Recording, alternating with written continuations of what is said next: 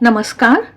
आइए सुनते हैं स्वामी निखिलेश्वरानंद जी की पुस्तक आधुनिक मानव शांति की खोज में से आज का अंक। इससे पहले हम आत्मा की कभी मृत्यु नहीं होती है और शरीर कभी अमर नहीं रह सकता है, इस विषय पर उनके विचार सुन चुके हैं। आज का विषय है नचिकेता ने मृत्यु का रहस्य प्राप्त किया।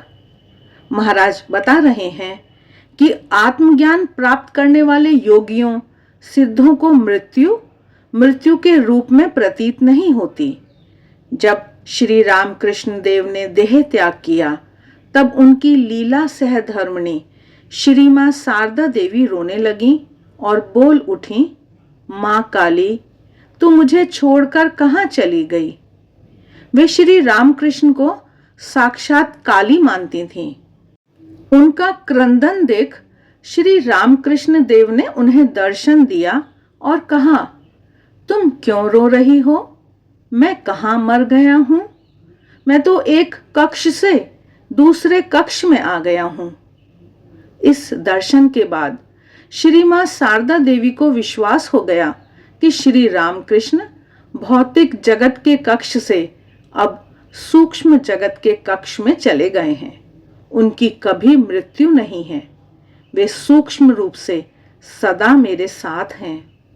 अवतारी पुरुष सूक्ष्म रूप से, चैतन्य रूप से हमेशा रह सकते हैं और भक्तों को मार्गदर्शन भी दे सकते हैं, क्योंकि मृत्यु सिद्ध योगियों के लिए स्थूल से सूक्ष्म में जाने की सहज घटना है, लेकिन सभी को यह बोध नहीं होता, इसलिए उन्हें मृत्यु भयावह लगती है। महाराज आगे बता रहे हैं कि यदि मृत्यु को जानना हो तो जीवन विद्या जाननी चाहिए। बालक नचिकेता ने मृत्यु के देव यमराज से इस जीवन विद्या को जानकर मृत्यु का रहस्य प्राप्त किया था। कठोपनिषद की यह सुप्रसिद्ध कथा है। जब नचिकेता के पिता ने यज्ञ के बाद ब्राह्मणों को दान में बूढ़ी गाय दी, तब बालक नचिकेता ने पिता से पूछा कि आपने ऐसा क्यों किया और आप मुझे किसे दान में देंगे? पुत्र के बार बार प्रश्न पूछने पर पिता ने चिढ़कर कहा, जा, मैं तुझे यम को दान में देता हूं। पिता की आज्ञा का पालन करने के लिए नचिकेता यमलोक में गया। यमराज बाहर गए हुए थे, इसलिए वह भूखा प्यासा यम के दरवाजे पर 3 दिन तक बैठा रहा। यमराज आए, उन्होंने बालक की ऐसी निष्ठा देखी तो प्रसन्न हो गए। उसे वरदान मांगने को कहा। नचिकेता ने कहा, मुझे जीवन विद्या सिखाइए, मृत्यु का रहस्य समझाइए। अरे, अभी तो तू बालक है, तू जानकर क्या करेगा? बड़े बड़े ऋषि तपस्वी भी यह नहीं जान सकते हैं। यह बहुत जटिल है, तो उसे छोड़ दे, कुछ और मांग ले। नहीं, नचिकेता ने कहा, मुझे तो यही जानना है। यदि दूसरे सब नहीं जान सकते तो मुझे अवश्य जानना है। यमराज ने कहा, अरे, इसके बदले मैं तुझे राजपाट, अपार धन संपत्ति, हाथी घोड़े, नर्तकियां देता हूं। नहीं, मुझे कुछ नहीं चाहिए, बस आप मुझे जीवन और मृत्यु के रहस्य को समझाइए।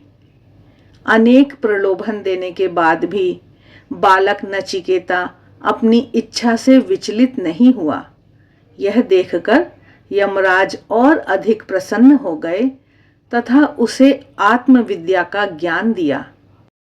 महाराज आगे बता रहे हैं कि जब मन की सभी इच्छाएं छूट जाएं, कोई प्रलोभन ललचा न सके, अंतर में आत्मज्ञान प्राप्त करने की एकमात्र लालसा हो, तब नचिकेता कुमार सिद्धार्थ या स्वामी विवेकानंद की तरह आत्मज्ञान प्राप्त होता है और जीवन मृत्यु का रहस्य समझ में आता है। केवल ऊपरी छिछली जिज्ञासा हो या आकस्मिक संयोगों के लिए इच्छा जागी हो तो यह रहस्य प्राप्त नहीं होता है।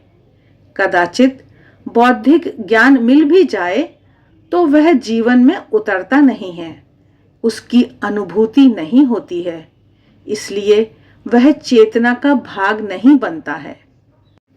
यमराज ने नचिकेता से कहा, एष सर्वेषु भूतेषु गूढ़ोत्मा न प्रकाशते दृश्यते तो ग्रया बुद्धिया सूक्ष्मया सूक्ष्मदर्शी भी। संपूर्ण भूतों में छिपी यह आत्मा प्रकाशमान नहीं होती, यह तो सूक्ष्मदर्शी पुरुषों द्वारा अपनी तीव्र और सूक्ष्म बुद्धि से ही देखी जाती है। इस आत्मा को कोई मार नहीं सकता, यह शाश्वत है, सनातन है, अजर अमर है। यह आत्मज्ञान यमराज ने नचिकेता को दिया। उसकी अंतर्दृष्टि खुल जाने से वह मृत्यु के रहस्य को भी समझ सका। वास्तव में मृत्यु से जीवन का अंत नहीं हो जाता, जीवन तो शाश्वत है।